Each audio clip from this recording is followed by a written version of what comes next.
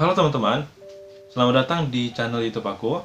Dalam video kali ini, aku mau membagikan kepada teman-teman terkait alasan kenapa aplikasi pendaftaran teman-teman ditolak oleh calon profesor atau supervisor teman-teman. Oleh karena itu, selamat menyaksikan.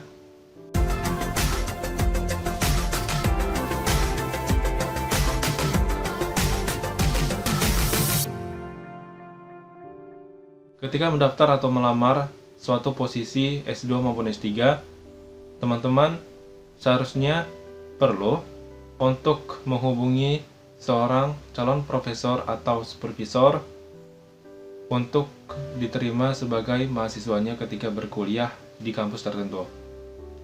Apalagi memang hal ini merupakan suatu persyaratan di beberapa negara ataupun di beberapa kampus di seluruh dunia.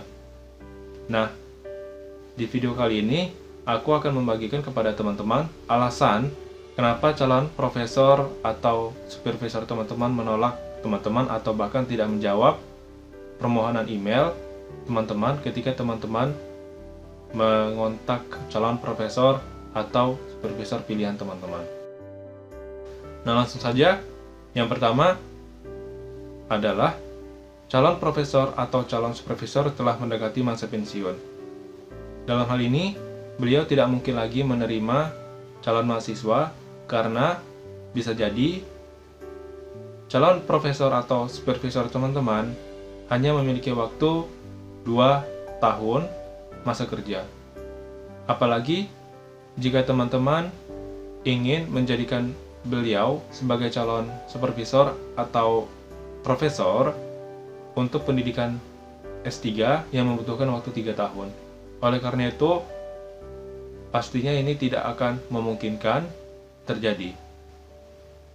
Nah, yang kedua, calon profesor atau calon supervisor teman-teman tidak tertarik dalam hal kualifikasi yang teman-teman cantumkan di email maupun di CV sebagai attached file di email.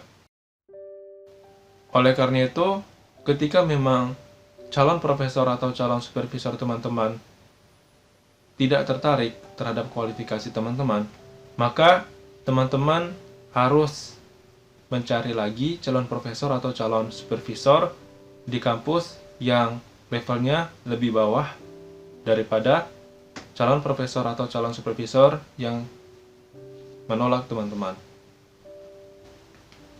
Kemudian, yang ketiga, calon profesor atau calon supervisor teman-teman menolak karena waktu mengontak calon profesor atau calon supervisor tersebut tidak sesuai dengan jadwal admission ataupun jadwal penerimaan mahasiswa baru.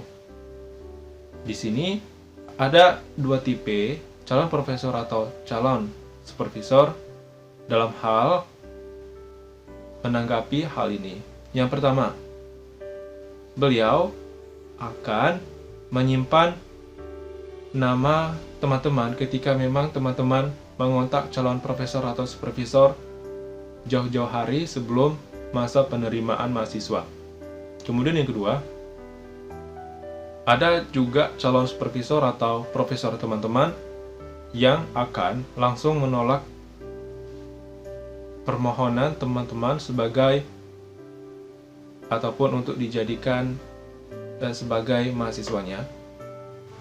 Oleh karena itu, dalam hal menanggapi penolakan ini, teman-teman perlu memfollow up-nya kembali dan menjelaskan bahwa teman-teman akan ataupun ingin menjadi mahasiswa di kurun waktu masa depan.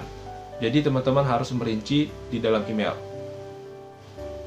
Kemudian, yang ketiga, calon profesor atau calon supervisor teman-teman tidak memiliki dana yang akan membiayai teman-teman untuk ataupun selama pendidikan teman-teman. Nah, dalam hal ini jika teman-teman memiliki pendanaan pribadi ataupun pendanaan dari pihak lain di luar urusan calon profesor atau supervisor tertentu, maka bisa jadi profesor atau supervisor pilihan teman-teman akan menerima teman-teman. Alasan yang keempat adalah karena teman-teman tidak memiliki nilai asesmen minimum yang laboratorium atau calon supervisor atau profesor teman-teman.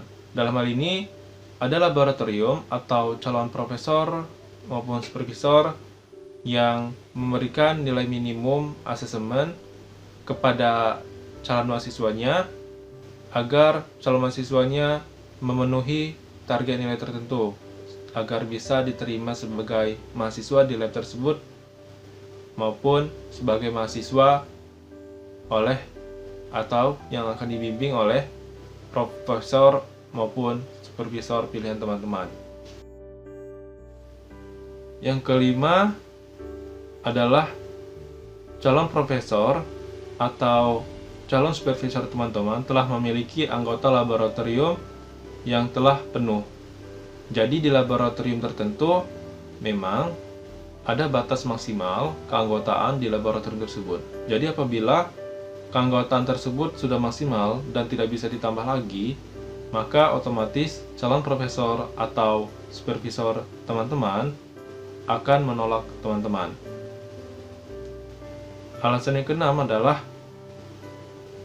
karena calon profesor atau supervisor teman-teman telah memiliki kandidat lain yang sedang diproses, yang nantinya calon supervisor atau profesor teman-teman percaya kepada kandidat tersebut bahwa beliau akan lolos dalam seleksi penerimaan universitas.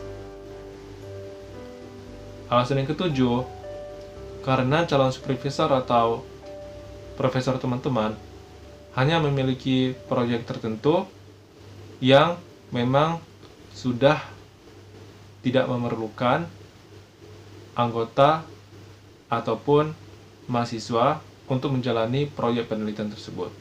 Nah, dalam hal ini, jika proyek penelitian calon supervisor atau profesor teman-teman hanya membutuhkan 8 orang yang terdiri dari beberapa mahasiswa S2, kemudian mahasiswa S3, dan beberapa postdoktoral. Nah, kemudian ternyata posisi tersebut sudah terpenuhi semuanya. Oleh karena itu, teman-teman tidak bisa lagi untuk mengisi atau menjalankan proyek tersebut karena memang telah penuh. Nah, itulah 7 alasan kenapa calon profesor atau supervisor pilihan teman-teman menolak permintaan teman-teman untuk menjadikan teman-teman sebagai mahasiswanya selama berkuliah di kampus tertentu.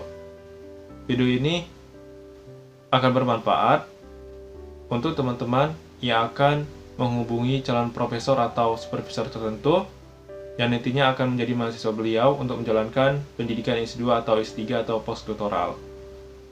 Kemudian semoga video ini bermanfaat untuk teman-teman yang lain di luar yang aku sebutkan. Dan sampai jumpa di videoku berikutnya. Keren kali!